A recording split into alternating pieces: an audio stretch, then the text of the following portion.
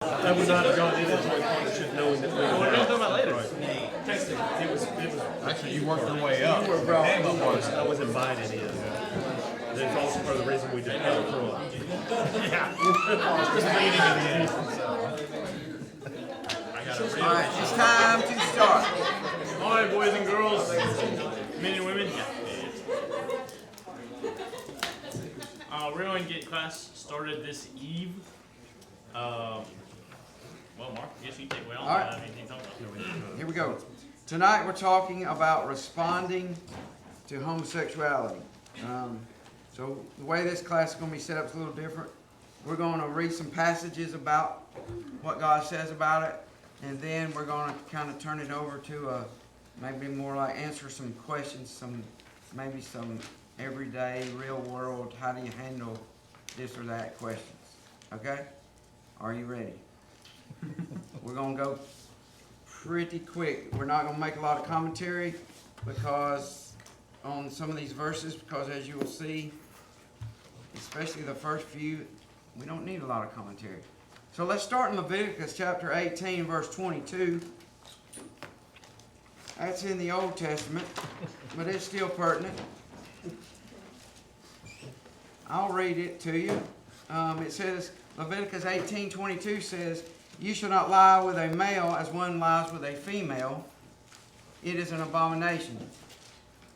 No comment needed. Leviticus 20, verse 13.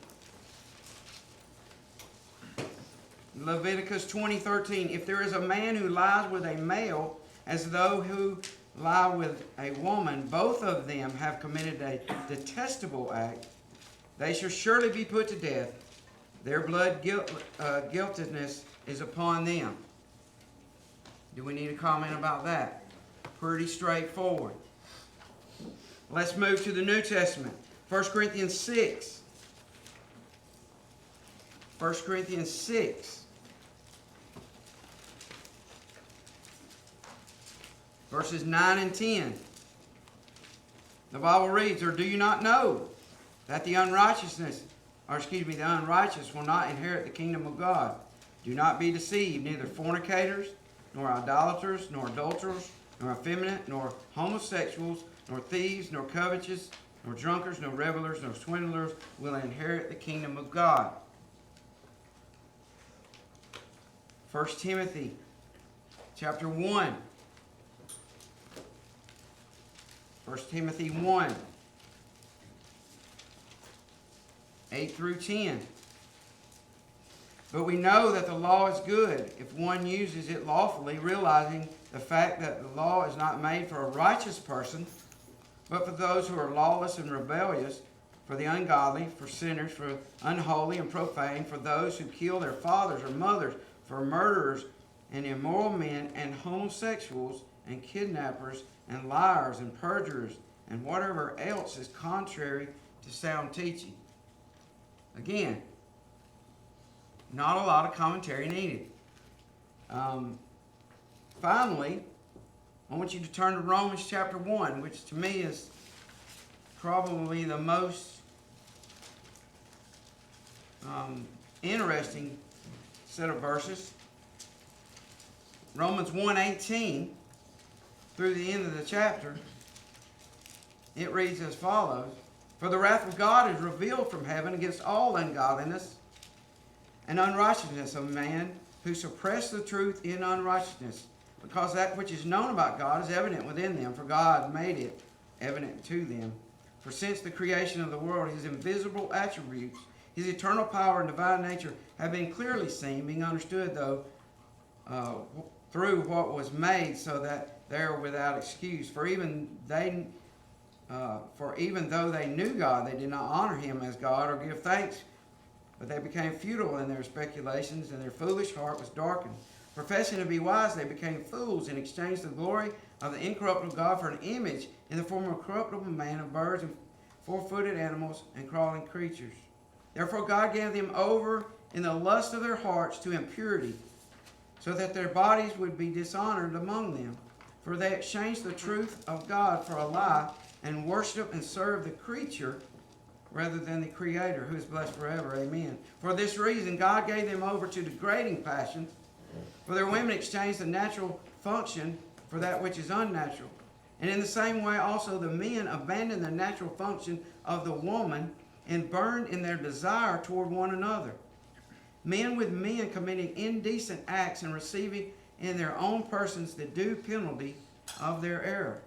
And just as they did not see fit to acknowledge God any longer, God gave them over to a depraved mind, to do those things which are not proper, being filled with all unrighteousness, wickedness, greed, evil, full of envy, murder, strife, deceit, malice. They are gossips, slanderers, haters of God, insolent, arrogant, boastful, inventors of evil, disobedient to parents, without understanding, untrustworthy, unloving, unmerciful, and although they know the ordinance of God, those who practice such things are worthy of death. They not only do the same, but also give hearty approval to those who practice them. Now, those are some verses that are very plain. Homosexuality is a sin. And for light reading, I want you to take Genesis chapter 19, verses 1 through 11, and read about the depravity of Sodom when you get home. God will not stand for this type of sin. But why do you think that we have to respond to it in our culture? A Gallup poll says only 7% of the U.S. population identifies as gay, transgender, lesbian, bisexual.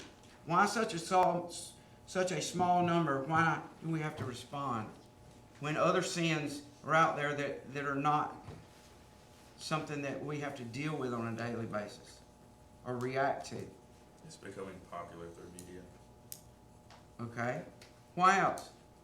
I think they attack back. Like, we don't, yeah, we take a stand for it, but I think a lot of people who are in that community, like, take a shot at Christians for what we believe and, like, try to make us, like, the wrong person in the situation. So you're saying it's more vocal, it's pushed on you more, and I would agree with that. This poll that I looked up, this Gallup poll from last year, and one of the reasons I think we need to talk about this is the fact that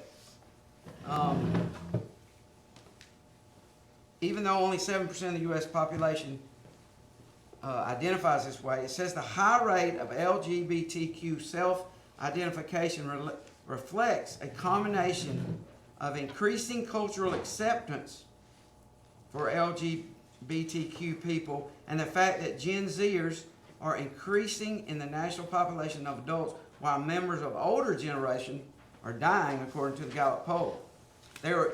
They've really grown up in a culture where being LGBT was normal and not something that people had to be embarrassed about or try to hide. So the point is, it is in the media. It is something that you guys have grown up seeing. And what happens with that is when you see it more, and they know this, the more they push it out there, the more you see it, the more you what? Accept it, right? Yeah. And because it's more normal to you. Simply if you're looking at culture. Right. But it's also... When we grew up, there was not a TV show that had any type of that relationship in it. And now as you've grown up, I don't know if there's any TV show relationship that does not have that type of relationship a part of it. Or at least a reference to it. Do you know about the love is love movement? I know you've heard that. That love is right just because it's love.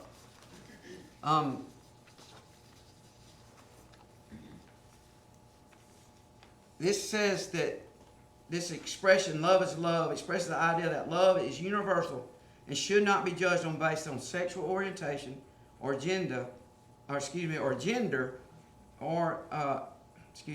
its sexual orientation or gender of the love or partner. In other words, it's okay because it's love. No matter who you love, if you are a guy and you love another guy, that's okay because it's love. Right? And see, this is starting to creep in to Christendom, not necessarily the church proper, but denominationalism is starting. You see it creeping in. And what they accept tends to be where we go in, 50 years, right? And it's your age group that are going to be leaders when I'm dead and gone. So what would you say to love is love? How would you respond to that?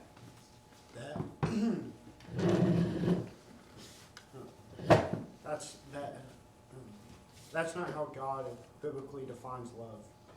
So that's how I would respond to it. Okay.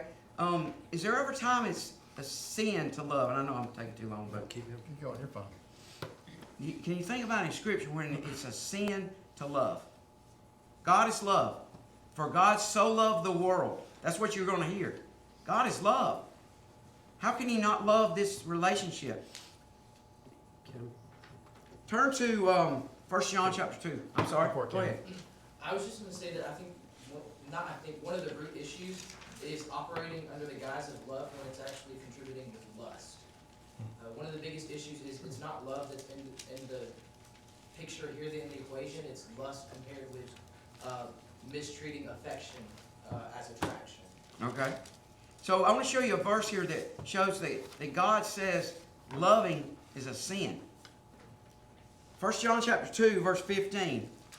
First three words, do not love. The world just says, what? God is love. How can you say don't love? Look at the next word. Do not love the what? What is this talking about when it's talking about the world? Corruption. It's talking about that evil, not people per se, not the world that God created, but the evil system that is opposed to God. And God says, do not love that. How do we know when something should not be loved? I'll tell you real quick, 3 ways. If it has the wrong object. 2 men together, that's the wrong object. Right? That is a love of the world. It's got the wrong source. It's not of the Father. Look at this verse 16. For all that is in the world, the lust of the flesh, the lust of the eyes, and the lust of the boastful pride of life is not from the Father. So if the source is wrong, we love because God first loved us. So we love in the way He loved us. Not in some perverse way that the world's come up with. And like was said, it's really not love. It's probably more like a lust. Right? And the third way is that it has the wrong fruit. So the end of these sins is what? Death. It says right here that verse 17, the world is passing away and also its lust. But the one who does the will of God lives forever. So if we have the right object from the right source and it bears the right fruit. When a man and woman come together and are married, it's a beautiful thing. It's what God wants. It creates a family. The fruit is godly. When 2 men or 2 women come together, it is ungodly. And so this is an instance where love is sin. Because it does not have the right object, does not have the right source, does not create the right fruit. Now, I will just tell you that if you look back in that Romans verse there, right at the end of that, we need to be careful. Because this is an easy subject for us to sit back and say, yep, I'm not that way, and boy, they shouldn't be that way. But look again at the end of this chapter, and this is where it brings it home. We all need to be careful when we read this. It says that those who practice such things are worthy of death. And look in the next part. They not only do the same, but what? also give hearty approval to those who practice them. This brings in how we react to these sins, not just homosexuality, but the things we consume. More than just watching homosexuality in a TV program, but all the other sins that we allow to come into our mind through what we digest. It is a slippery slope. And I sit up here, I'm not telling you I'm not guilty of that same thing from time to time. When we are watching a show and something just like this comes on, we just blow it off. It doesn't affect me, but it does. It affects you. We need to be careful. So I won't take any more time. We're going to ask some questions on how to respond to these things from day-to-day life. So what Mark just did is lay down the foundation of homosexuality is wrong. You can't have a class about responding to homosexuality if you don't lay that down just so everybody's on the same page. There's a shower of verses, you could go through a bunch of verses, and what we just did, survey all of the times. I don't even know if this was all of them, I don't think it was, but a lot of the times that homosexuality is counted as wrong. And so now that we've laid that foundation, then the rest of the class is just going to be how do we respond to it, because it's so relevant, because it is kind of shoved down our throats a bit, is how do we respond to homosexuality in our workplace, in our classroom, in our culture, wherever it may be. And so I'll ask now, and then at any point if you have a question. But does anybody have a question for them before we even start? And then as we get into these questions, if you have a question, then feel free to raise your hand and stop us. But off the bat, does anybody have a question that they would want answered about this before we get started on this question? Are y'all talking about the topic of transgenderism? A bit. We'll touch on They to an extent, they're different in maybe in nature, but in biblical principle, they kind of go hand in hand on how you respond to it. And so a lot of the principles that they'll end up using for these answers will coincide with one another. Well, I mean, we were talking about that, trying to figure out are they the same or are they different? Transgenderism is a little bit different with regard to how you deal with that, because you're dealing with homosexuality to me is predicated on the fact that we are created male and female. Okay, so that principle really would kind of go into play too with transgenderism, right? I mean, that would be kind of your first primary thing you discuss when you deal with transgenderism and that kind of a mindset. But the other issue is that homosexuality and the practice of homosexuality also was grounded upon the creation of the marital relationship, man and woman. So if you go back and look in Genesis, when they were created, male and female, the way they created, and you see that the description in Genesis chapter 2, when, of course, Eve was made from Adam, for Adam, and they became one flesh. That's where you first see that description.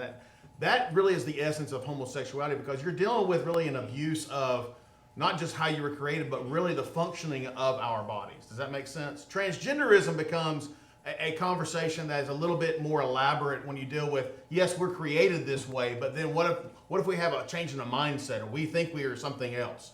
That's really kind of a different conception altogether. Does that make sense? They are similar, and they obviously, if you're transgender, a lot of times then you have homosexuality that's brought into that, because a lot of those who say they're transgender are dealing with same-sex relationships. So there is overlap with regard to both of them, but I think as we discussed this, as we kind of went through it all, we kind of felt like hitting the homosexuality first, and then let's see if there's anything left over to really talk about transgenderism. Because there's some other topics, like we were talking about, like pronoun usage. Okay, that is really a whole other thing of whether we as Christians should use preferred pronouns for somebody else. And really, is that the same thing as someone practicing homosexuality? I think those are kind of two different things. Because if you want to be called they and them, I mean, so be it. Now, I think there's an issue there that we can get into, but it's not the same thing as you having a same-sex relationship with somebody else. Preference versus misuse. Maybe that kind of a thing. I don't know if that makes sense or not. I don't know if I explained it. And I think there's some claiming somewhere about 50 different pronouns that you can use.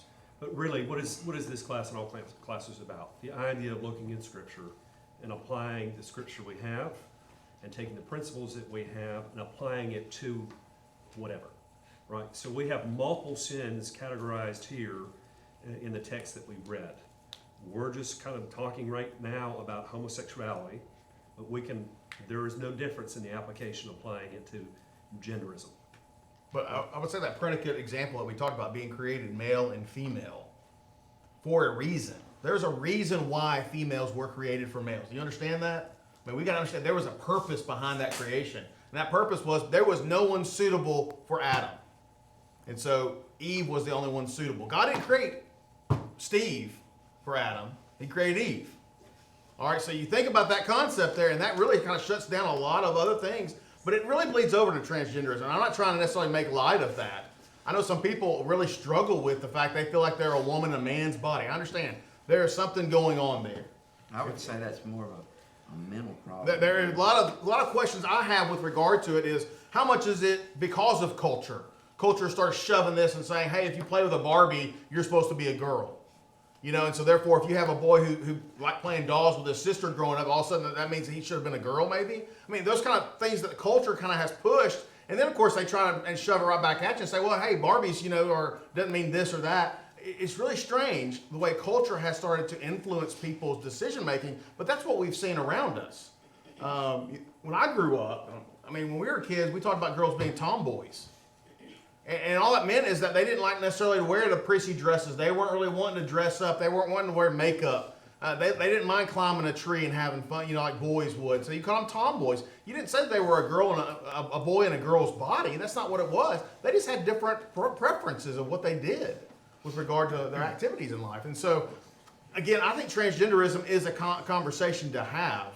But I think it all still predicates on God created us male and female. If you start at that beginning point. And you can say something over and over. Right. Don't make it true. Right. Right? You can keep saying, that's what the media does, is to keep saying the same lie over and over until you start to believe it. I saw a meme today. Don't make it true. That cracked me up, and I showed it to my wife because we were having this class tonight. But it was one where it said something about, you know, I'm a man in a woman's body. Or I feel like I'm a man and a woman in a man's body. And who are you to judge me? And he says, well, I feel like I'm a judge. And so therefore, you know, it's just kind of mocking the whole idea that, hey, if we can just do whatever we believe or we are what we think, that doesn't make it true. And that becomes really the crux, I think, of a lot of transgenderism conversations is what's going on here. So, And this idea is not new. No. You see Mark reading that from the beginning of Leviticus and forward all the way through now. This idea of immorality, strange flesh, as Jude talks about, the corruption of foreign nations and the destruction thereof because of it. The scripture, we could spend a whole quarter looking at examples that the fall of a nation based on the immorality of the people kind of go hand in hand, and the willingness that God is willing to give them away. You'll see again continued kind of reference to depraved minds.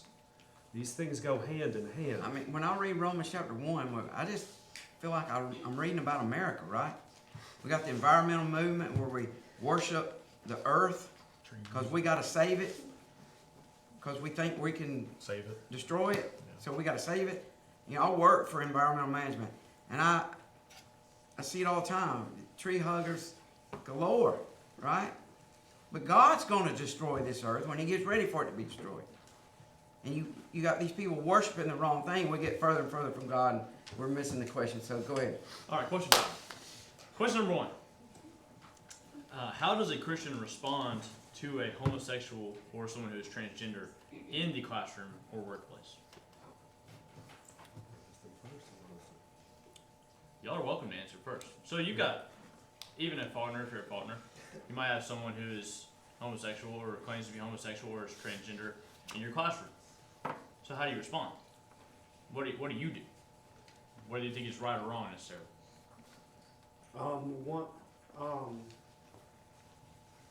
of my best friends used to used to do that type of stuff and everything, and he was really never a Christian, but there was just a point where he just kind of asked me why do you still love and care about me, Dominic? I know you're a Christian and everything, you go to church and stuff, but I think it's just showing the love of Christ and everything, and revealing to them the truth. And if you do it in a kind, loving, respectful way, then they'll be more apt to see the truth and change. And now he doesn't like identify with that at all. He got like baptized and saved, and he has a girlfriend now too. So it's just like not being too like I guess like too like brash or harsh, but just like showing like the love of Christ like through your actions and everything. So. Right. Yeah. I mean, there's a difference of of accepting and telling the truth in love. Like you can absolutely speak truth and say it in a loving way, and not accept or really even tolerate the sin, as you shouldn't with any sin, but still speak truth and still show the person love, so that the truth can actually work. Kind of to build on what Dom said, like, one of the biggest things that people see, like, homosexuality versus Christianity is, like, people think Christians hate that. Like, we may disagree with it, but we don't hate the person necessarily. So just make sure whenever you're talking to somebody, you just have to kind of approach it, like Dom was talking about, gently and respectfully. Let them know that you don't hate them. But do you actually respond that way, like in your classrooms and stuff like that? Like, this is what I'm asking, because this is all like, this is what we should be doing. But it's like in our classrooms and in our workplaces, do we respond that way? Like, I think most of the time we don't respond at all. I mean, I'm very guilty of like, I'm like very aware, and I think everybody in here will be safe to say there's a lot of stuff that like, it goes on default in our small environment that we all know is definitely wrong, and we just, oh well, not my battle, to the next person, and we just don't really react at all. We just If you did respond, how would you? Should you stand up and shout at them, and no, I will. how would you? Maybe ask them if they had any questions to a Christian about anything. I think I could respond how Dom said to a friend. I don't know how I would respond to a stranger. Right, and that's the reason I was asking that, because people don't care what you know unless they There's know no what way you care, right? You can't go up to somebody who you know is gonna be like, hey, you wanna have a Bible study about why you're gay? Like, that's just. Right. Right. No, and the blunt way to put it, like, there's really no That's good way a to start perfect that example of what I'm conversation. talking about. I think it's already like that. so to turn it back, how have y'all dealt with it in your workplaces with homosexuality and transgenderism? So I have, in my workplace, I have a girl that works in our office that is in a relationship with another girl, and she looks like a 15-year-old boy. And then I also have one that I think's transitioning, and their emails are signed with the they, them. I usually just speak to them with their name. I don't say him or her because I'm really not sure anymore. So, because I didn't know them before, so I can't put my finger on it. But treat them with all the respect I would any other person that's working in, because in a work environment, we have to deal with one another. Treat them with kindness. They know I'm a Christian, and they know where I stand on these topics. But they don't come in asking me. Now I will tell you this: the one that is transitioning is very nervous around me, like visibly shakes when we talk, and I talk to them just as I'm talking to you. So there's something there that they know that it's not approved, I guess. But I've never come out and said, you know, what you're doing is wrong. Because I don't know them that well. We only talk business. I'm not sure that's the perfect way to handle it, but Well, until I got in a setting where I could talk with them more, it's hard to. and I think that kind of goes back to what you say too. You have that same thing when you're in the workplace, okay? Because there's going to be people that you are around that you may not have a close relationship with all the time because of where you work. Now, some places you work, maybe you have a very close relationship. I know in like my division of the Attorney General's office, I know people there. I know people there a lot better maybe than the whole office as a whole. Someone comes and say, hey, do you know so-and-so? They work in the AG's office. I'm like, I have no idea where that person, who that is or whatever. They're in a whole different part of the building, so. But the reality becomes, I think my experience has been a little more limited. I don't know that I've had a direct one-on-one in the workplace relationship with anybody that was homosexual that I know of. I have dealt with witnesses and defendants in cases that I know were very much so. And I would say, I guess the way that I respond to that, they're non-Christians. So again, I know we're going to maybe talk about this later, but it's different when you're dealing with people who aren't Christians, for one, because you've got to get to know them before you can teach them. And so my experience has always been this, is when I'm responding to that kind of a lifestyle and those decisions around me, what I'm doing is treating them like a human being. And I'm not focusing on maybe what their sexual orientation might be there. That way I can develop rapport and a reputation maybe with them that might lead to that open door. And so I think that would be my experience maybe in the workplace. It's a little more limited, I guess, because I just don't have a close relationship. Dave? I realized today, I graduated 26 years ago, and every job that I have had, I have worked with, I have worked beside, or I have worked for, or currently I even have an employee that is gay. So I think that this is among us. Certainly we understand sin to be. I am not a believer that we as Christians can exampleship our way through life. Being a light is vital, but it is not certainly a pattern that I see of conversion and truth. I have never run away from the idea of the conversation of my choice as being a Christian and walking in that pattern. And I have had multiple conversations with every employee and every coworker and even a boss that had homosexual tendencies or a chosen lifestyle. Choices that you make are independent, they change. But things that you may find yourselves in, like I did, are you willing to walk away from a partnership based on your belief in truth? When I say truth, I'm relating specifically to this topic tonight. Do you go to a wedding? Do you accept that wedding, right, when you receive invitations? Do you skirt away from the idea of conversation of purity of relationship? Are you equipped, right? Are we able to handle the word of truth? Are you able to give a defense, one for your salvation, but for your feelings and belief and study on topics like this? That's what these classes are for. Are you equipped for the world?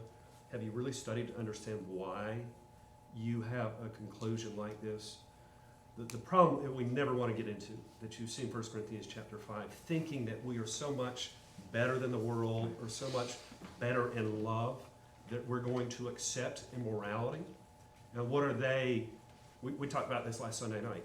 They were condemned for the idea of being worse than the Gentiles, right? You're worse than the world by thinking that you're better and accepting some type of love. But you also see a little bit of kind of encouragement at the end about the warning of hell and those that are in that pathway forward.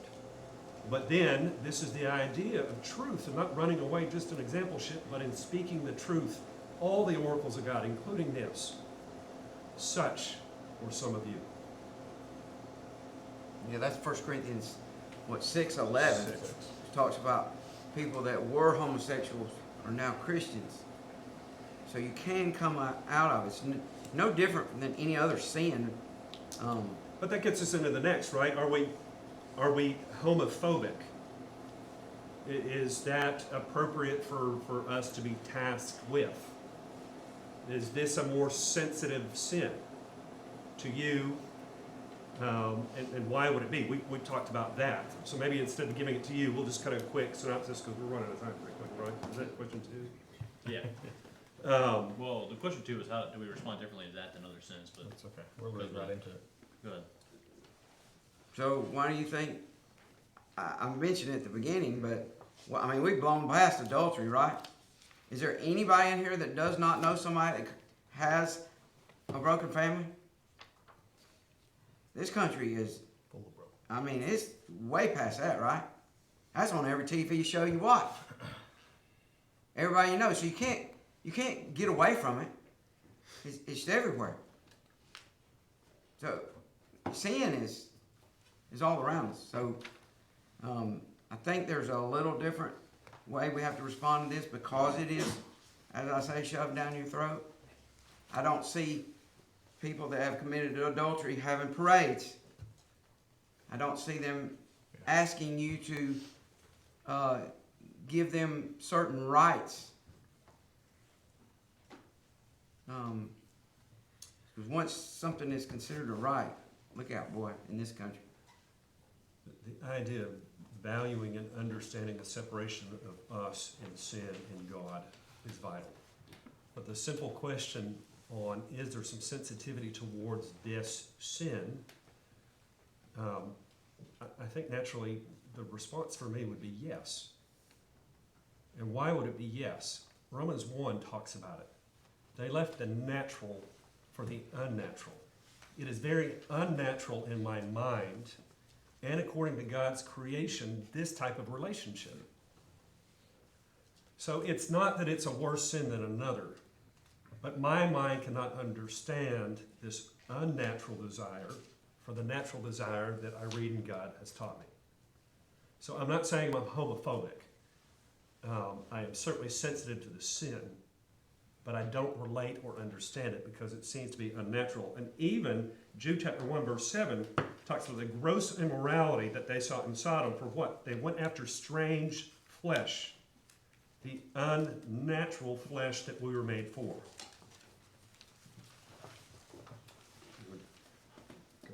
Anything else on that? All right, so, and hopefully I worded this question right, but I think I know what I mean. Is there a difference between those who are Christians and non-Christians when it comes to the Christian's response to one identifying as homosexual?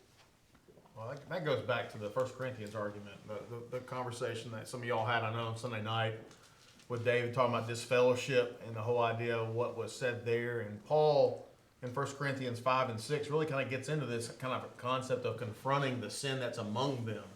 And at one point he says, hey, I previously, wrote to you, about these things. I wrote in my letter, chapter 5, verse 9. I wrote to you not to associate with immoral people.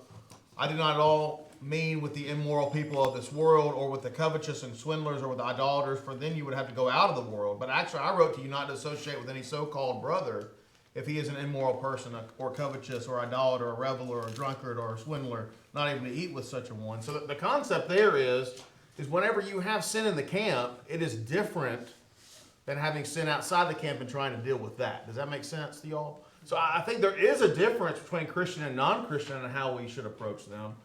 As Christians, obviously, if we find a Christian brother or sister in sin, we need to try and help save them from that as soon as possible. Yeah. That's any sin, right? So if it's out of the camp, if it's out in the world, obviously we still need to deal with it, and our goal is to try and save the world, right? I mean, that should be our mindset. And so we've got to understand that means people of all kinds that we're trying to save, and trying to help them understand what the saving message of the gospel is. And so I think there's a difference there. And the approach is really different somewhat as well, probably. In the church, and that kind of goes back to what we were talking about a minute ago, it's harder to approach and to deal with and confront somebody maybe with a sin if you don't know who they are, right? What about in the church? Well, we should know each other. That's one reason why we try to foster the fellowship we're talking about. That if you don't have fellowship, if you don't have this closeness, this kindredness together, you can't approach them because they don't know who you are. They don't know that you care for them. So you've got to kind of foster that amongst the brethren to be able to help bring about that right change in their lives if they are dealing with sin. And again, that's not just homosexuality, that's any sin. Yeah. And I think that's where we've kind of landed on as we've kind of thought about this subject a lot, and how do you respond? I mean, it's just like any other sin. I mean, sin is sin. The world does perceive it differently. They seem to try and shove this down our throat a little bit differently, and I think I agree with David on that. It is a different sin to that extent. Other sins, it's kind of like everybody lies, everybody steals, or it's just kind of like everybody kind of does that. So it's kind of a natural tendency. I hate to say that, but that's kind of you know, the natural tendency for the majority of people maybe is to try and do some of those things. It's not natural for everyone to go and have a homosexual relationship. And so because of that, I think it has been highlighted as something different and unique. I think that's why it was called queer originally. That's not a word I like to use, but queer means odd. It means different. And I think that is one reason why that word was used, I think, for homosexual relationships. But it is a little different how you handle it versus Christian or non-Christian, I think. So how do you handle it, right? The conversations, we're about to wrap up in time. How do you have a conversation with someone that might have tendencies toward that, or is thinking about that, or struggles with that? Right? I'm reminded of Paul in Athens in Acts 17, who he was by himself, he was surrounded by idolatry, and probably all kinds of immorality to go along with it. We know that it would have. And his response, he was very provoked in his spirit. There's nothing wrong with that. But his response was to reason every day with people about Jesus and the resurrection. Yeah. And when he got a chance to speak to all of them, it was not to address necessarily in a harsh way their specific sins. He wanted to tell them about the God that they did not know about. And I think what Romans 1 is talking about is people replace God with something else. And you get further and further away from God. These sins. I didn't mean to cut you off. I know I did, but go ahead. It just hit me. You were Go ahead. provoked. He was inspired. Me too. Yeah. Sorry. But I think Jeremy's right. I don't know where the whole idea of focusing on Jesus, focusing on that kind of central thing, versus pointing a finger at them saying, this is your sin, this is your sin, this is your sin. That to me is how you approach somebody in any relationship with regard to any sin. Is the idea of you may be around the most, horrible circumstance, but the point is you're going back to really where you need to go. Where's the foundation of that? That foundation is going to be Jesus Christ. The foundation is going to be God and what He did for you and what He did for me. And that's where you start and approach that conversation. And this is for people who aren't in Christ, who Correct. don't already know Him. Yeah. If you already know, like if they already know Christ, it's a different approach because there's someone who knows the God and knows what they should be doing, who they should be serving. Recognize Him. Well, just remember, the earlier part of Romans chapter 1, right? It's the acknowledgement of Paul and the belief of the power of the gospel, that it is the power unto all salvation for all men. So, yes, that is our intent, right? To go out in all the world, preach the gospel. The gospel is powerful enough to save all. But as we look at this topic, as it has become a heightened cultural issue, and it has permeated our friends, and it has come into the church in some locations. It is certainly something we need to examine and test and be equipped for in our conclusions and our study and our hearts and how we teach and how we respond to our neighbors, our friends. I would equate it with this, and then maybe we can even close a little bit. Even if they have a tendency and feel like it's something that is a part of them, I would assume we all have to manage our own individual lusts of the flesh, right? We are to all abstain from sexual immorality. We are all supposed to walk in the ways that God has commanded us. In any way that would separate us from God, we would need to avoid. And if that struggle is for someone, the simple conversation that can happen is, where do we find the authority? And we look for the authority of God, and this would separate us from God, like it would separate me from God if I had an impure, immoral relationship prior to marriage. And we would just simply need to abstain from it. I don't think we got to talk about this a whole lot, about just the idea of speaking out in public or whether it might be. But we've got to understand, in the Lord's church, we've got to stand up for all of the truth. Paul told the Ephesian brethren, the elders that he met in Acts chapter 20, verse 27, that he did not cease from giving them the whole truth. He preached to them the whole gospel. He gave it all to them. He didn't hold anything back. And we're told in 2 Timothy to preach the word in season and out of season. What does that mean? It's when it's popular and when it's unpopular. And so we got to make sure that that whole message is taught and is preached and proclaimed. We cannot shy away from it. We cannot let the culture around us think, hey, you cannot speak up and read and teach and preach what God has said is in here. And so I think if I want to leave anything with y'all as we leave this class is that make sure you take a stand when you're able to take a stand. Does that make sense? You don't shy away from it. If an opportunity presents itself, seize that opportunity. Don't shy away from it because you may not have another opportunity. You may meet a stranger on the street and they ask about, what's the Bible say about homosexuality? Now, I mean, that's never happened to me, but if it happens to you, grab a hold of that chance to be able to teach and preach to them what it is. And if you have a chance to preach and teach in a local congregation, make sure you teach the whole message. And it's not just that homosexuality is wrong, it is bad, it is evil. It is that sin is evil. It's just grouped in there with everybody else. It is evil. We are to stay away from it. But it's right there alongside all those other ones that nobody in this world has a problem with. So we got to make sure and teach the whole message. Next week, y'all have any more questions about this, let us know.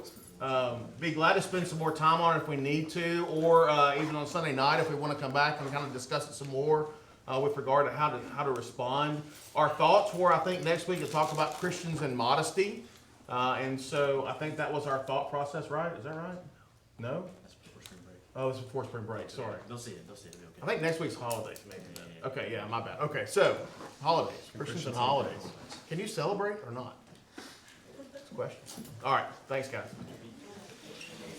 I forgot, yeah, Mother's Day before spring break, that's right. That's the only way I can. Yeah, that's right, yeah. I think, and this is my thought process, the stuff we covered today is talking with maybe homosexuals who would listen or want to be angry about it, but I think the homosexual community is so united and so connected that they kind of feel a sense of unity in that. Yeah. So we try to share that same unity that we have as a church, as Christians, and hopefully that works, but then how do you share that with someone who's angry with Christianity or angry with God or just doesn't, because that's I think what most people would be scared of, is sharing that with someone who would be very angry about it. I think you gotta show love. You also gotta know some people are so far gone you won't be able to reach them. But there's a reason why Jesus told them to shake the dust off their sandals. I keep going back to Romans 1. You go so far, it says God gave them over. Right. So you go so far and it's like, okay, God says, okay, you wanna go that way, I'm gonna help you. I think if you have a chance to reach them, it would probably be through trying to have some type of empathy toward them as to why they're feeling what they're feeling and trying to go from that point forward. That's about the only way you're going to be able to bring them back from that edge of disaster, because otherwise they're not wanting to turn around. They don't want safety. But we ran out of time, but I think the angry and upset homosexual culture is kind of what gets pushed a lot of what we see as well. Right. And so I think that's what makes it so scary for Christians, is to go out and, because I'm sure, David said he's talking to every single person that he's worked with, and I'm sure he's had good conversations with them, may not convert them, may not change their mind, I don't think it's converted one of them. it's good conversation, but everybody's so scared of angry, upset, yelling, arguing conversations. Right. So I wanted to bring it up, and I think that's what everybody. I didn't say this, but never, ever do I think it's a good time To scream and hit them all. on social media. No, yeah, and I wish we could have gotten onto that, because that's what Brooke sent me a good text, and she was saying, hey, what about Christians, so-called quote unquote Christians, like are part of these parades and holding up signs saying we love you and all that kind of stuff. I'm talking about the love and then is getting love. on Facebook and saying, liking posts when people come out of the closet and that kind of stuff. I mean, that's I don't know why a Christian would ever think that's a good thing to like. Yeah. It's not like It's you the same thing should. like going to a wedding for Yes. homosexual. 100%. Because I was sitting there, I was like, could you go to support that as a friend? And I was like, you want to be celebrating. Yeah. It's like, and you just need to tell them, it's like, hey, I can't Well, celebrate this with you. and we were I think talking you about know. like there's certain jobs, like his job. Yeah. He does architecture, and there may be some homosexual person that hires him to build a house. Does that mean he's partaking in their home? No, I would not say that means that at all. But I can totally understand if someone's saying they're baking a cake for a wedding, and they're saying, "Hey, I don't want to bake Don't this get cake," out of there. Yeah. and say, "Congratulations on your wedding." Yeah. Because that is against your, I understand that. Yeah. That whole master case that, that came out about that. It's like, I totally understand And why that means, hey, you feel like you're in a hearty approval, that whole hearty approval. It's like, you don't want to ever be in that position. Yeah. But again, there's not a bright line there. Yeah. But I think that all of us can kind of say, I don't need to be going to this wedding and celebrating this. This is not a good thing. So, I don't know. I mean, there's not always a right and wrong answer. I think very clearly. But some of those, I think we can pretty much have a good understanding, Yes, sir. about it. Well, thank you. Yeah, man. Wish we had more time to discuss it. So, Yes, sir. Me too. anything comes up, let me know. And again, like, we need to get into this some more. We can talk about it some more. Yeah, so. I was sitting there. I was like, we might need another week. Yeah. And if y'all have enough questions and stuff, I'm all about doing it again. Yes, sir. It's kind of hard to squeeze it in about 35 minutes. So.